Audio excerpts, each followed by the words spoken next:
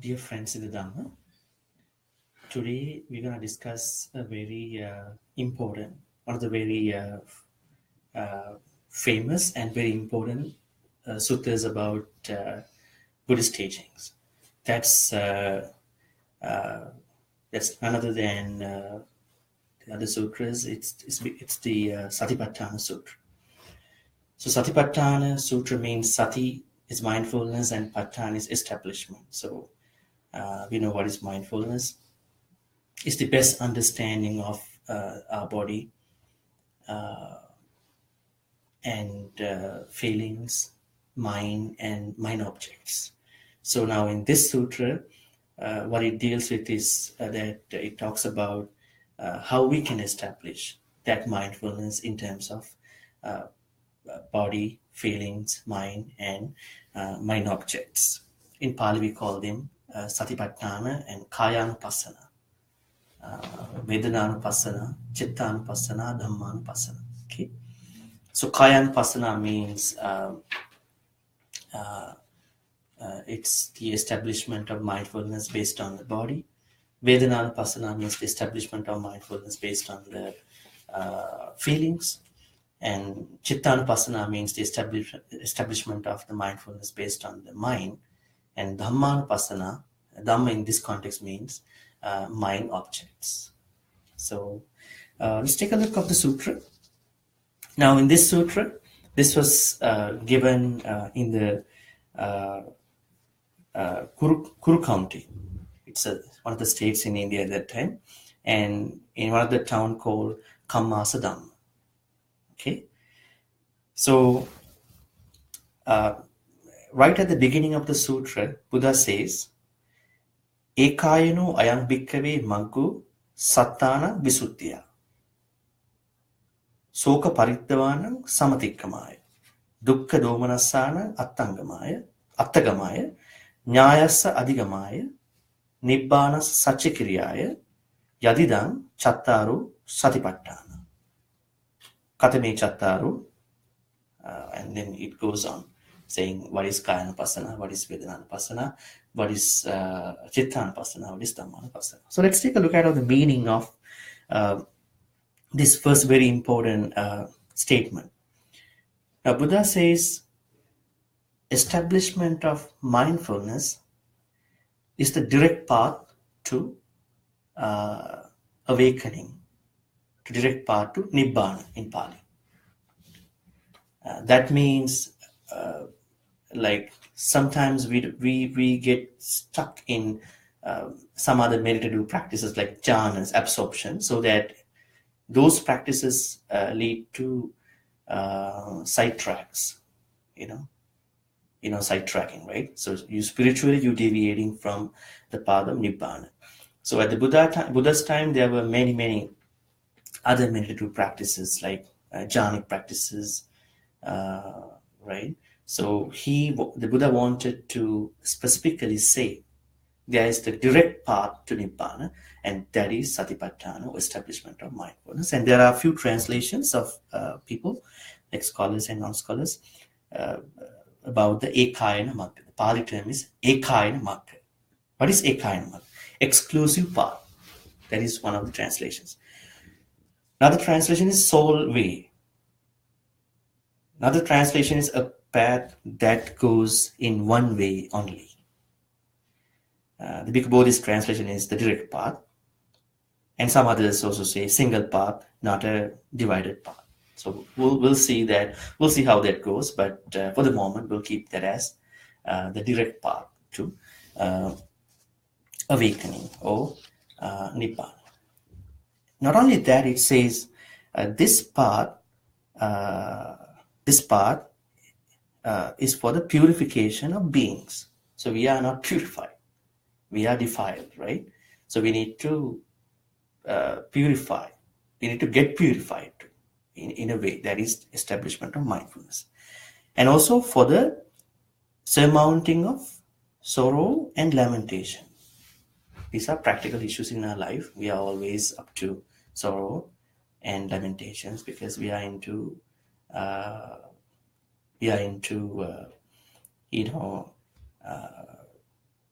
some unnecessary boundaries of our sensual pleasures and other things, right? Also for the attainment of the true way. True way is Nyaya, that is Nibbana. Nibbana is a Satchikariya, for the realization of Nibbana. Okay, so namely the 4 foundations or establishments of mindfulness. Now the translation goes like this: he abides contemplating the body as body, ardent, fully aware, and mindful, having put away covetousness and grief for the world. So what is the covetousness and grief for the world?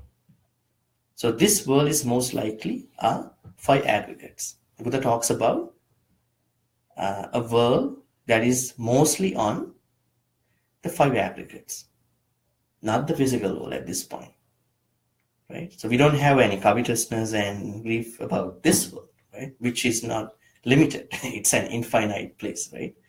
But we have covetousness and like an extreme type of desires and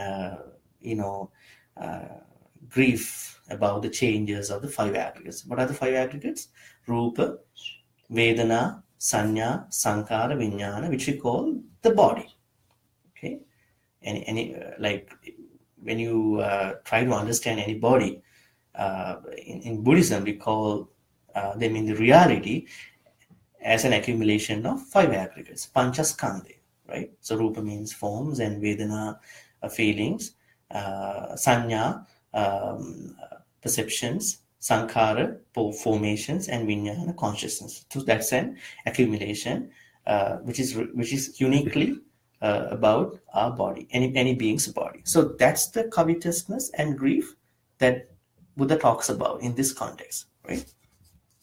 So when he describes basically about the Kayanupassana, he says like this person, anybody, abides contemplating the body as body, ardent, fully aware, we call him Atapi Sampajano, Satima, mindful, having put away covetousness and grief for the world. This world means the 5 aggregates.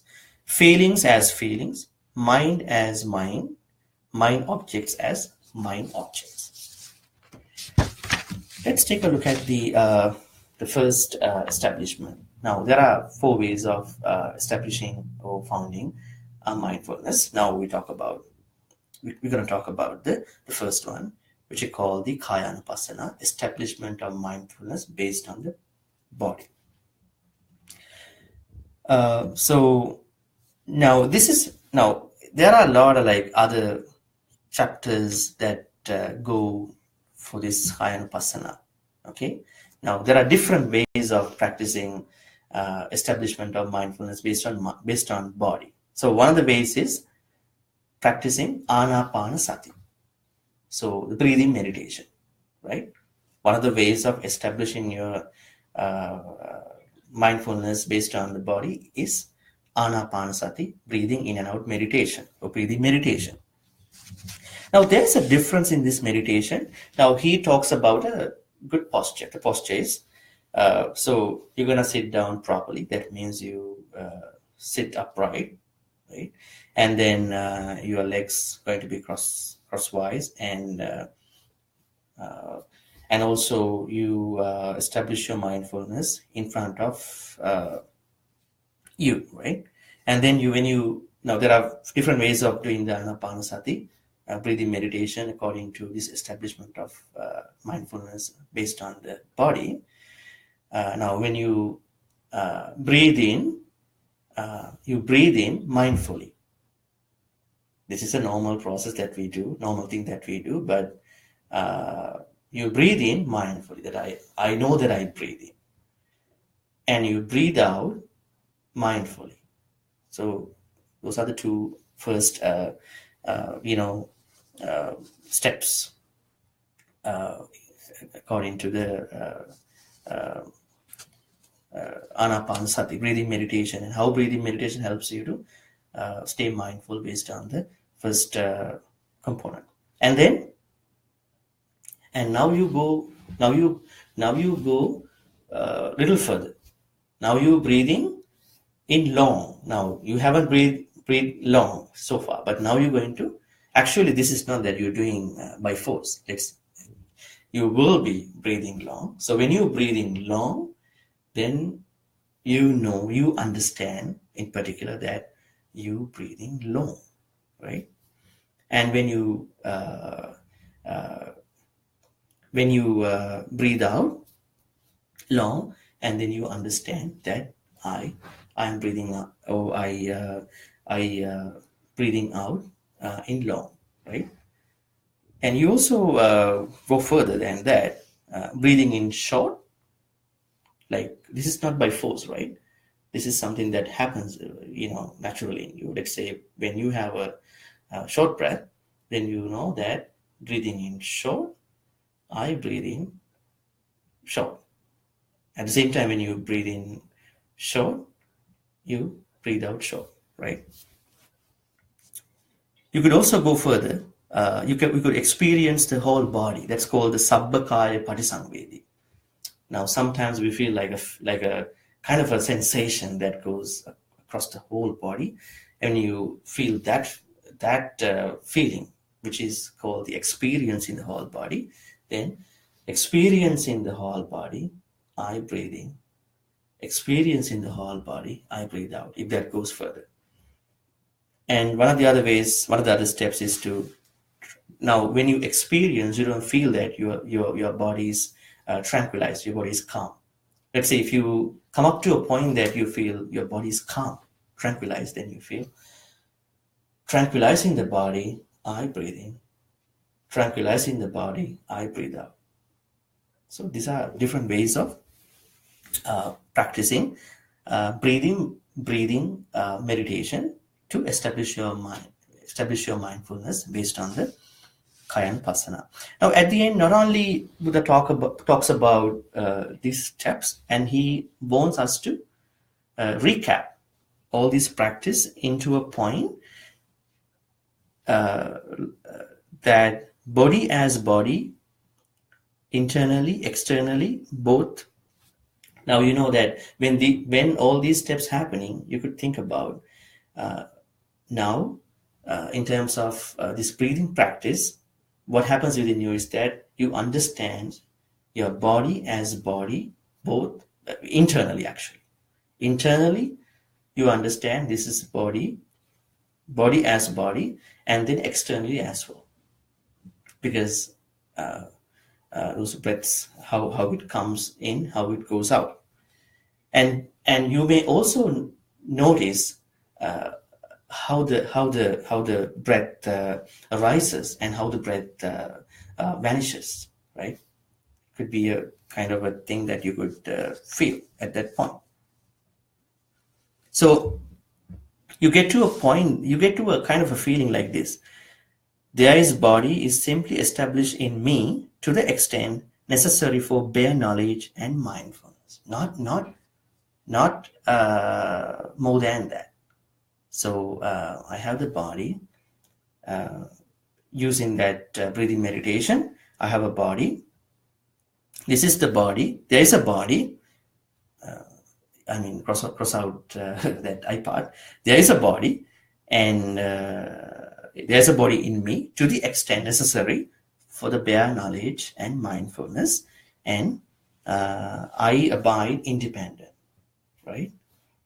Not changing to anything in the world. So there's no attachment to those 5 aggregates. You just focus on those steps that happen with the breathing meditation. So that's one of the ways of establishing your mindfulness, Kayanupassana, in this context. Now, there are other few ways too. Now, one other way is the 4 postures, right? What are the 4 postures? You could walk, you could stand, you could sit, you could lie down. 4 postures. You could use those 4 postures to establish mindfulness based on the Kayanupassana. How can we do that? Now, when walking, then you get to know that I'm walking. That's what we did just before this Sutta discussion. But we never think about it, because we think about something else. Where are we walking? Why are we walking? We have a lot of other things going on in our mind, right? So when walking and you understand, the very important thing is understanding of what's going on, right? That becomes the mindfulness. When walking, I know I'm walking.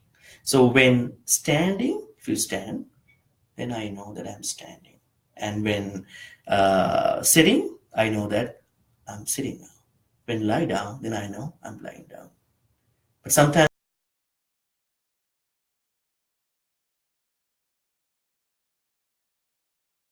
when they are walking, they don't know that they're walking, so they think they daydream, they can think whatever other things, right? So they're in trouble.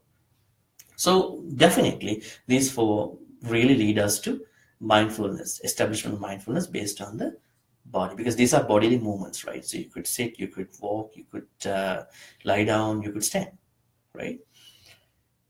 Now, what happens when you practice mindfulness, establishing mindfulness based on body with these four? You understand accordingly, however your body is disposed, right? So you particularly understand how your body is disposed. That's the most important thing. So mindfulness is an understanding at the end. If you don't come up to that understanding, then you could have sidetracked. So the second way of practicing establishing mindfulness based on the body is the four postures. Practicing four postures. Third is the full awareness, sampajanya. That's another way of practicing mindfulness based on Kayanapasana. Now, there are different other ways that we could do, like not even these four postures. We could go beyond those four postures, like we could go into our normal activities, right? What are they? Now, we could act in full awareness when we go forward. We call them in Pali, we call it in Pali, abhikkante. We go forward, and patikkante, return. So abhikkante, patikkante, when we go forward and when we return. So when we go forward, when we return, we act in full awareness, right? So we develop a full awareness in that activity. And alokite, vilokite, looking ahead, and vilokite, looking away. Right? So when we looking ahead and looking away, we develop a full awareness. Actually, we are in that activity. But what happens is when we look ahead, when we look away, we might not know what we're doing. Probably we might think about something else. Why we looking ahead? Why we look away? Maybe something else is going at that point. So, but when you, after knowing why I am looking ahead, I know that I'm looking ahead now. Now, at this point, I know at that right moment, I'm looking away now. So you're pretty mindful about it. Samminjite pasarite, flexing limbs, right? Let's take out my hand. Flexing limbs, and pasarite, extending limbs. So flexing and samminjite, flexing and extending. So both times we're going to develop a full awareness of why I'm doing, or that I'm in that extending and flexing. But sadly, we don't think about it. Why actually, if somebody asks you why you flex your hands, why you extend that, you don't know why I did that, why you did that, right? That's something really interesting in that. And also Satipaṭṭhāna Chivara Dharana. This is for the monks when they wear their robes, when they carry their arms bowl, patra. They need to be in full awareness that they are doing that, right? So when you wear your clothes, outwearing, and when you wear other things, that you know that you are doing that, you are wearing it, you already avoid, right? So that's the purpose. So then it's good, right? Asite, pite, kaite, saite. Asite, when you eat. Pite, when you drink. Kaite, consuming, when you consume food. Saite, when you taste. Even when you taste, you need to be in full awareness. But you are not in full awareness. When you, let's say, when you eat a good kind of a pizza, right? You might probably go out of this thing, right? Probably you might go into different types of your subjective understanding about pizza, right? Okay, this is not the Pizza Hut one, right? This is something from Domenico. A lot of subjective knowledge about different type of pizza. But here, just only be with the taste. Then you are not getting, distracted. And Uchara Passav coming. Not only the, normal activities that you could do in front of others, probably by yourself. Even when you defecating, when you urinating, you have to be in full awareness. I'm defecating, I'm urinating now. But probably what people do is that when they're defecating, they think about something else, like what I'm gonna do up next. When they're urinating, okay, what I'm gonna do after urinating, right? So these are the things they have in their mind. So when you're urinating, when you defecating, that I'm doing that, so that activity also becomes very healthy. Sometimes when you do these things in a rush, probably it might not good. I'm not a doctor, but it could be. So give some time for those natural activities, right? Uchchara and Passavakam. Gate, Tite, Nisinne, Sutte, Jagarite, Bhasite, Tunhi Bhave. Gate, when you're walking. The same thing what we talk about, what we discuss in the four postures, right? Tite, standing. Nisinne, sitting. Sutte, falling asleep. Probably we don't have any control about our sleep, but we might have some control the preparatory activities of getting to sleep, right? So we are mindful that you're going to sleep, right? And Jagarite, waking up. So when you wake up, it's good that if you are mindful, but I don't know like how people get up in the morning. Probably they might wake up with a bad dream or nightmare, probably at a kind of a very nasty sound, right? Probably the alarm. But anyway, when you wake up, it's good if you are in full awareness that you wake up now. What I'm gonna do up next. Basiti, talking. I think this is a very big problem to all of us, right? When we talk, are we mindful? Do we know what we're talking about? Are they really out of lying and all these bad things, right? Are we idle chatters? So we need to really reconsider speeches and then how we talk, what we talk. But anyway, when you talk, you are in full awareness. And tunhi bhave, when you keeping silent. Sometimes you might need to be silent for some other stuff. Probably your friends, your other people are really, really mad at you. You're gonna be silent. Even at that time, you acting full awareness, right? So when you talk, when you not talk, at both times, you're gonna be in full awareness. So that is the third way of establishing your mindfulness based on the body.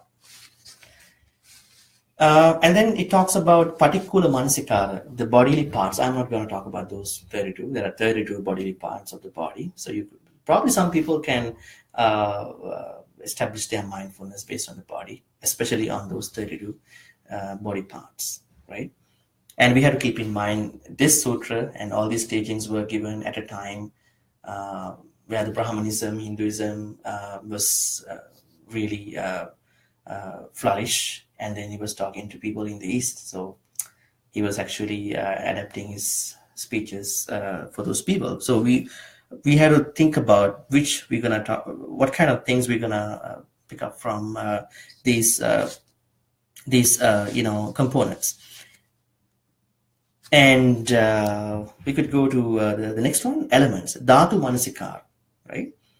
Now, what are the dhatu elements? So we have elements, right? We have 4 elements. We call them Patavi, Apo, Tejo, Vayu in Pali. Now, Buddha says that person reviews this same body however it is placed, however disposed by way of elements, right?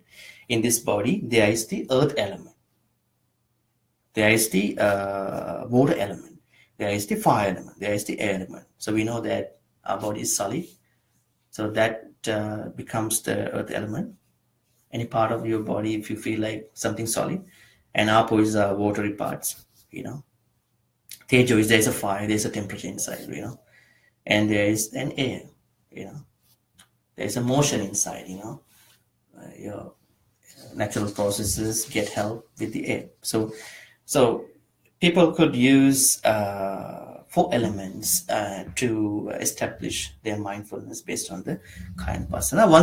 Then again, we could see another component which we're going to leave at this point, the 9 charnel ground contemplations that they were particularly talked about that time. That time people just leave the dead bodies places, so we don't see that anymore in the world and any place now, so we'll leave that. Probably this was given to people that time. So anyway, so that's Kaya Vipassana that we just talked about. So we could once again, if I recap, there are a number of ways. The first way to establish your mindfulness based on your body is breathing meditation, and then 4 postures, and then full awareness of your normal activities, and then we could also use 32 body parts, and then 4 elements, and 9 charnel ground contemplation. Right?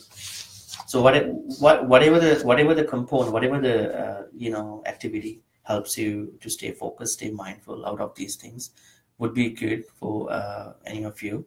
So please, try to find your personal best, part out of these, Kaya Vipassana components. And then we move on to the contemplation of feelings, right?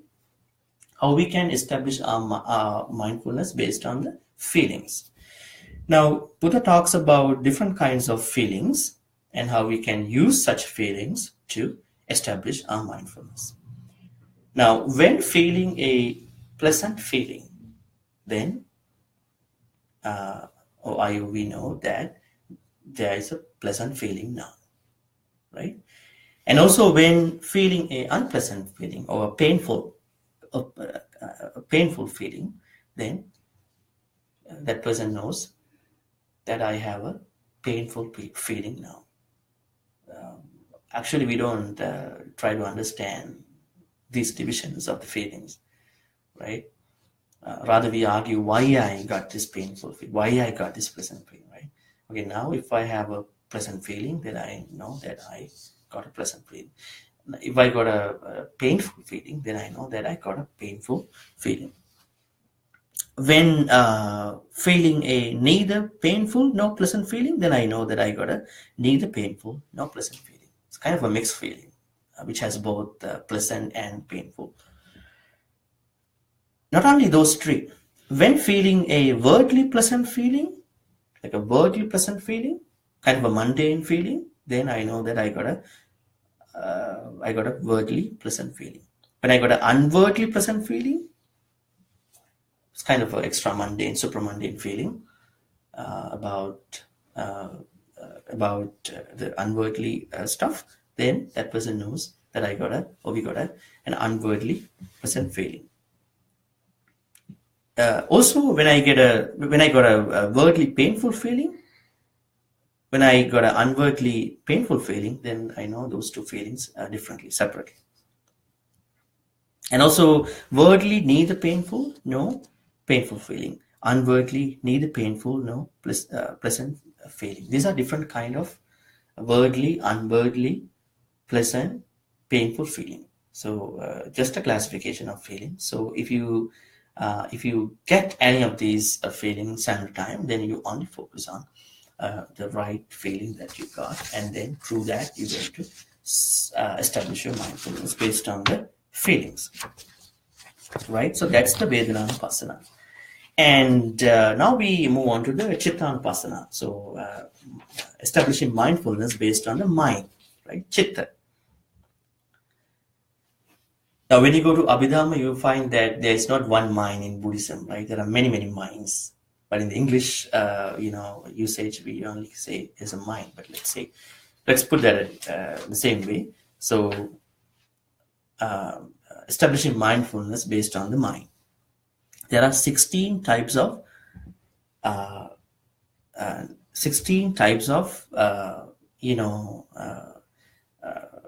consistencies of the mind that Buddha talks about. Now, for example, mind affected by lust. When your mind affected by lust, then you know my mind is affected by lust. Okay. When your mind is unaffected by lust, then you know my mind is unaffected by lust. So there are two divisions of the same state of mind, but two different sides. When your mind is affected by hate, then you know that your mind is affected by hate. Are we really trying to do this actually in our normal life? Are we really trying to understand, okay, whether when we get angry, are we really angry? Or are we going to just react to the angry situation rather than thinking about whether we are angry or not? Actually, we're going to react more than trying to understand that we are angry now, right? So, mind affected by hate and mind unaffected by hate. Mind affected by delusion or ignorance. Mind unaffected by delusion. Contracted mind, distracted mind. When you have a contracted mind, then you have a contracted mind. When you have a distracted mind, then you know that I have a distracted mind. Now, when I have an exalted mind, unexalted mind, surpassed mind, unsurpassed mind, concentrated mind, unconcentrated mind, liberated mind, unliberated mind. Somebody can guess that this liberation is something like nirvana. Somebody else can say this liberation is something that you really came out of a problem, right?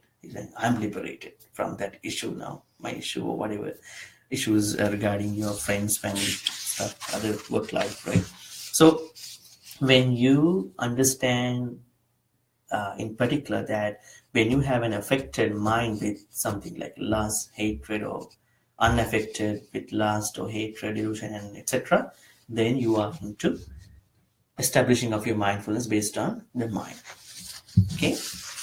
Now we moving on to the last one, called Dhammanupassana. So what is Dhamma in this context? Mind objects. What is actually Dhamma has a very broad meaning in the Buddhism, right? So now Dhamma, of course, you know Dhamma is Buddha's teachings, right? At some other point, Dhamma means the nature of anything. Nature of anything, right? What is Dhamma in the life? That means the nature. We call in Sinhala the meaning of the life. What's the dharma in the jivite dharma mukata, right? In Sinhala, right? And dharma also means state of mind and also mind objects. Called now, when you take a look at the sensual faculties, right?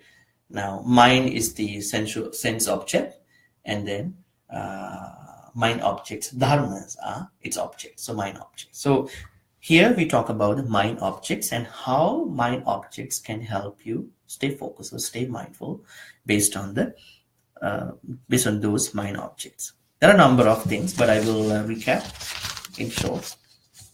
You could use 5 hindrances, panchanivarana. You could also use 5 aggregates. You could also use the 6 internal and external ways. You could also use 7 awakening factors we call bodhana. You could also use 4 noble truths. Don't worry, you don't need to use all of these.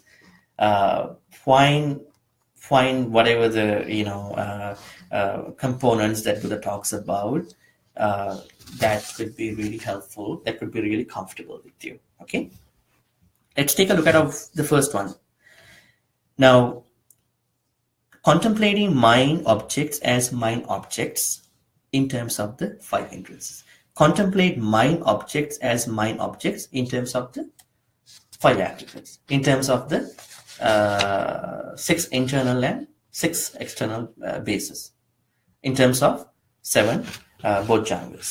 Okay, let's take the first one. Let's take one of the steps of the first 5 hindrances.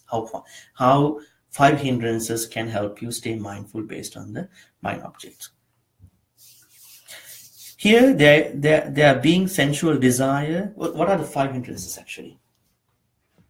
Kamachanda, Vyapada, Tinamidda, Uddhacca, Kukucca, Vijikicha. Kamachanda means sensual desire, any type of sensual desire. Vyapada, ill will, right? And then Tinamidda, slow, and Topa, it's kind of a laziness of your mind and mental activities. And then Uddhacca, Kukucca, Uddhacca, that's not Uddhacca that we talk in cultural singular, right? That guy is very haughty and conceited. Not that Uddhacca. Uddhacca means restlessness. Your mind is restless. Always, it's not rested actually, So it's like restlessness. And Kukucca, remorse, kind of a regret, right? And then Vijikicha, doubts not about you, doubts about particular special things like about the Buddha, his teachings, his monks, and previous life, next life, causality, and it's a big concept. Let's pick one out of those 5. Now, there is sensual let's pick the sensual desire, Kamachan. There is sensual desire in me. Now, when you feel that you have the sensual pleasure, desire, then you do a kind of a process like this within you.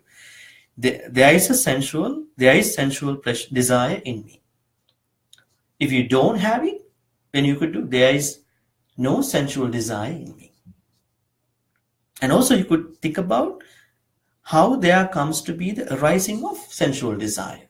And like how you could come up to this sensual desire when you are over attached, when you are so much bounded by things, then okay, I'm of course getting up to sensual desire. Then you understand that can happen. And how there comes to be the future arising of unrisen sensual desire. Now, you don't have sensual desire now, but you think that you may have this sensual desire in the future.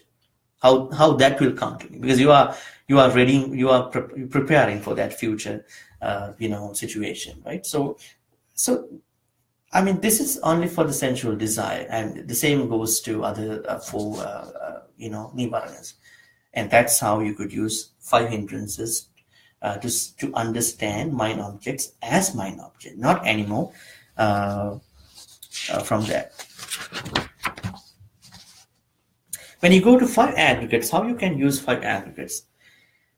Now, 5 aggregates are an accumulation of what we see in each person, in each entity. But what actually puts us into the problem is when the 5 aggregates are getting affected by clinging, upadana, right? That happens to all of us, right? Now, what you could do is, when you separately particularly know these 5, then this is the material form, this is its origin, and this is its disappearance. Actually, we know when we die what happens to us, right? What happens to us, we leave the body, right? So this is the material form, and this is its origin. Why I got this form could have been a kind of a accumulation of my parents and stuff, and then how this body is going to be dissolved one day. So that's how you think about each aggregate. So you could think about this way, in these 3 ways. This is the material form, this is the perception, this is the formation, this is the consciousness. And if you take consciousness, this is the consciousness, this is the origin of the consciousness, this is the dissolution of the consciousness, right? Disappearance of the consciousness. The same thing applies to the 6 internal and external bases. What are the bases in this context? I is a base, and its form is also a base. So I is an internal base, and forms come out of the body. So that's an external base. So same applies to other rest of the 5 internal and external objects. So now how we can establish our mindfulness based on 6 internal and external bases is, now if you pick up one internal and external base. Now I understand. Now let's take I. I understand the I. I understand the forms. So I understand. I have a piece of eyes, right? 2 eyes, piece of eyes, and I see the form, right? This gentleman, right? I have an eye. I have a piece of eyes, and see the form, right? And then what happens? And I get to know. I understand the fetter that arises dependent on both. Because of my eye, piece of eye, because of the form, there is a dependent, fetter happens after, right? Which you call Chakku Vinyan, right? Eye consciousness, and then the rest goes, right? So this applies to each internal and external base. If you take the piece of ears and then the sound, based on the piece of ears and the sound, there can be a fetter coming out. The way that you develop those two. Okay, reduce our time. I'll go to the last two. Okay, the 7 awakening factors, bodhjangas, they're really important. Actually, a lot of people, they forget about these 7. Actually, these bodhjangas become chanting, sutras at one point in the Piriputta, right? Chanting book. Now, how we can use, there are 7 bodhjangas. The first one is, which you call the mindfulness awakening factor. The second one, investigation of the states of awakening, right? Energy bodhjanga, and rapture, tranquility, concentration, and equanimity. There are 7 bodhjangas. Now let's pick one of them. Let's pick the sati, the first one. How you could use bodhjangas in terms of understanding mind objects as mind objects. Okay, there is the mindfulness awakening factor in me, assuming that you already have it, right? There is there's a sati bodhjanga, okay? There's a sati bodhjanga or mindfulness bodhjanga in me now. Just think about.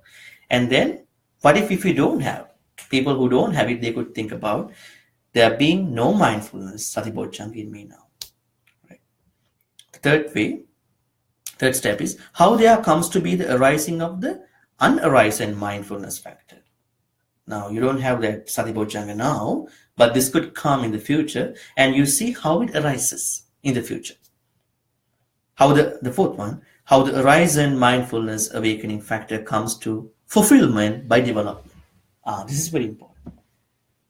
Now, even though you have the mind, you have any of those bodhjangas, but if you don't develop to an extent that you feel I am fulfilled, then that won't help you. So the last step of how you can use one of the bodhjangas in terms of the mind objects as mind objects or dhammanupassana is to develop that to a fulfillment.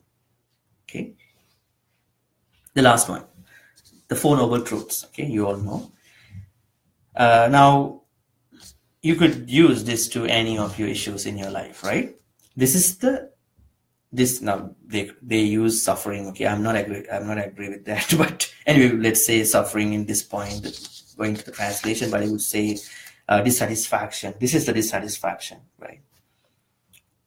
Now, let's say after any dissatisfaction, then you know that this is the dissatisfaction I experience from people, things in my life. And then you do a kind of an analysis of why I experienced this dissatisfaction. Maybe a mistake, maybe a failure, maybe I was really unnecessarily attached, bound by, you kind of like looking at the origin of that dissatisfaction. And then you know that there could be a cessation. Every problem has a solution, right? The small or large. So then there's a cessation. There is a cessation, there's a solution for this problem. And then you assume there is a way to achieve that solution. So you could use the 4 of these for any issues in your life, so that you see mind objects as mind objects. So this is the Satipaṭṭhāna Sutra in Majjhima Nikaya, but there's a very extended version of Satipaṭṭhāna Sutra in the Digha Nikaya. In the first book, that's just 22 Sutra, which is a very expanded version of this sutra. But this is the gist of that teaching. So to recap once again, to understand body as body, to understand feelings as feeling, not go any further actually. Understand mind as mind, understand mind objects as mind object. So that's the mindfulness. That's how you can establish a mindfulness. So if I say in brief, mindfulness means an understanding that you develop to the best of you in terms of these 4: body, feelings, mind, and mind objects. So now we could go for a QA depending on the time.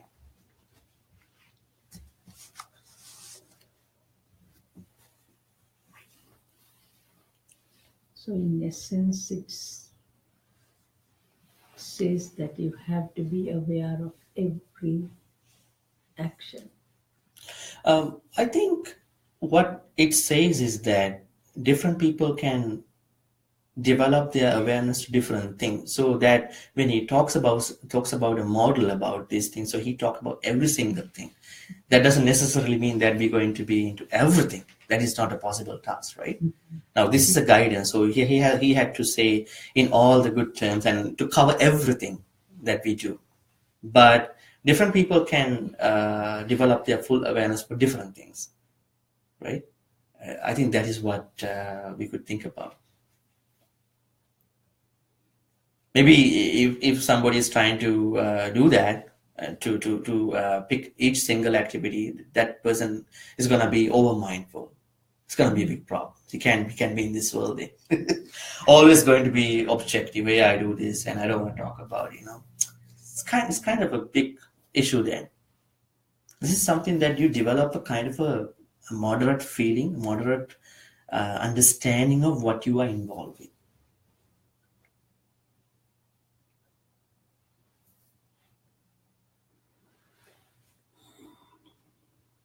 Do I want to explain, give a kind of a summary similar to?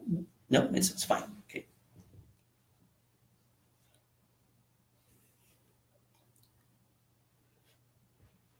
You said that when there's suffering, you have to assume that there's a way of ceasing. Getting out of it. Yeah. Yeah. Why do you say assume? You should be aware that there's a way of doing that, right?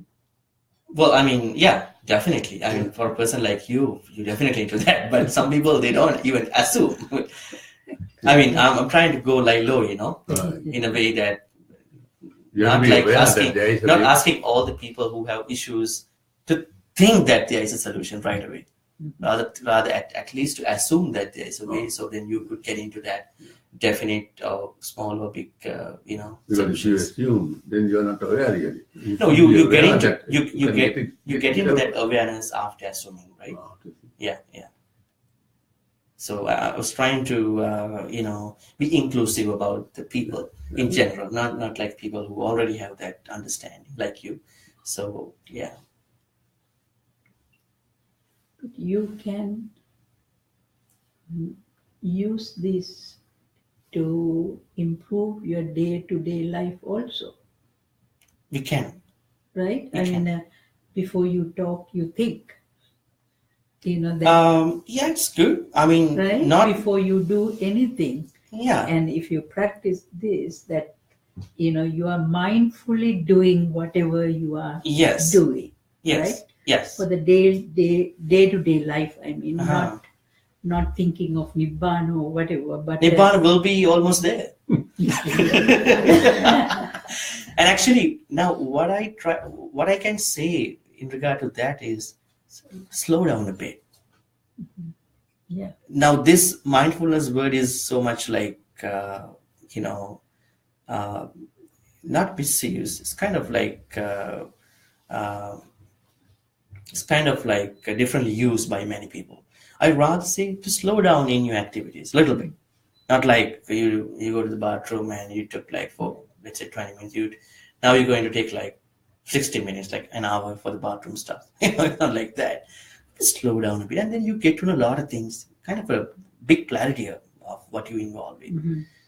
Sometimes we react so fast, and then we miss the important part of that activity, conversation, right? I think that's something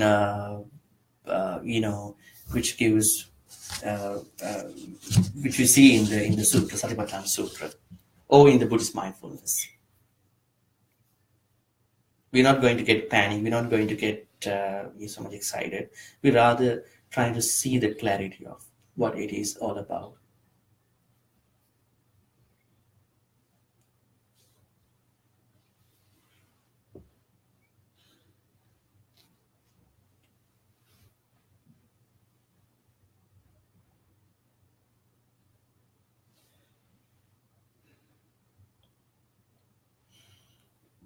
If you have no questions, then we can wrap this up. Okay, so okay, so let's share all the good karmas with the departed relatives and the deities. Idang me nyati nang hotu sukita huntu nyatayo. Idang me nyati sukita huntu nyatayo. Idang me nyati nang hotu sukita huntu nyatayo. Ittavata cha amhehi sambatam punya sampadam sabbe deva anumodantu sabba sampatti siddhya. Ittavata cha amhehi sambatam punya sampadam sabbe bhuta anumodantu patti siddhya. Ittavata cha amhehi sambatam punya sampadam sabbe satta anumodantu sabba sampatti siddhya. At the same time, I'm going to bless all of you. May you be well, happy, and may you be able to attain the supreme bliss of Nibbana at the end. Say sadhu 3 times, and I'm going to bless you with a couple more stanzas. Abhivadana silisse nichang vaddha pachayino chattaru dhamma vaddhanti ayuvannu sukhang balang ayurarogya sampatti sangha sampatti mevache ato nibbana sampatti iminati samicchatu. Okay.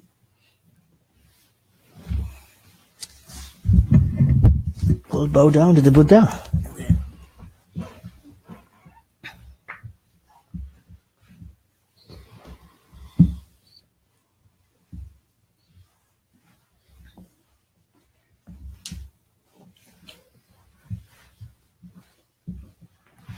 So